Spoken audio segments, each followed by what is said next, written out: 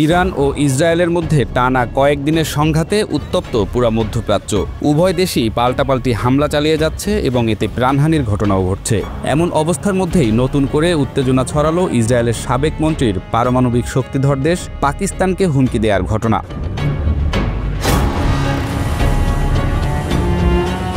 পাকিস্তানি সংবাদ মাধ্যম express Tribune জানায়, ইরান অভিযান শেষ হলে পাকিস্তানের পারমাণবিক কর্মসূচি ভেঙে দেওয়ার দিকে মনোযোগ দেওয়ার কথা বলেছেন ইসরায়েলের সাবেক মন্ত্রী মেইর মাসরি। তিনি ইসরায়েলের সাবেক উপপ্রতিরক্ষা মন্ত্রী ও লেবার পার্টির কেন্দ্রীয় কমিটির সদস্য।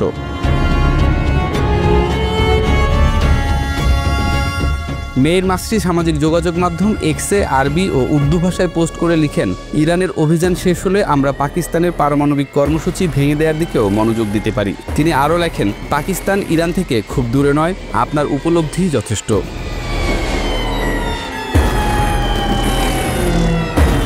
মেইর মাসরি বর্তমানে ইসরায়েলের কোনো সরকারি পদে না থাকলেও তিনি ইসরায়েলের রাজনীতি ও কৌশলগত মহলে এখনও প্রভাবশালী। বিশেষ করে তিনি লেবার পার্টির শীর্ষ নেতৃত্বের একজন। তাই সাবেক এই ইসরায়েলি মন্ত্রীর হুমকির পরপরই সামাজিক যোগাযোগ মাধ্যমে দেখা যায় ব্যাপক প্রতিক্রিয়া।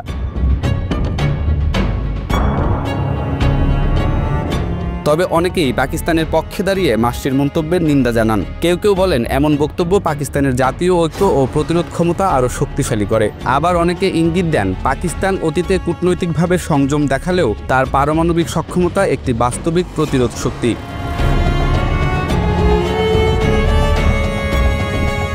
এদিকে পাকিস্তানের উপপ্রধানমন্ত্রী ও পররাষ্ট্রমন্ত্রী ইসহাক দার এরই মধ্যে কড়া বার্তা দিয়েছেন। তিনি বলেন, ইসরায়েল যেন পাকিস্তানের দিকে চোখ তুলে না তাকায়। পাকিস্তান যে কোনো আগ্রাসনের জবাব দিতে প্রস্তুত বলেও জানান তিনি। To distract the international community's attention from the horrors of এদিকে সামাজিক যোগাযোগ মাধ্যমে ঘুরতে থাকা কিছু গুজবে দাবি করা হচ্ছিল, পাকিস্তান ইরানের ওপর আক্রমণের জবাবে ইসরায়েলে পারমাণবিক হামলার হুমকি দিয়েছে। তবে সরকার আনুষ্ঠানিকভাবে এই দাবি অস্বীকার করেছে। যদিও মেইর মাসরির এই মন্তব্যকে কেন্দ্র করে বিশ্লেষকরা বলছেন, এই ধরনের মন্তব্য কেবল উত্তেজনা বাড়ায় এবং আঞ্চলিক স্থিতিশীলতার জন্য হুমকি হয়ে দাঁড়ায়।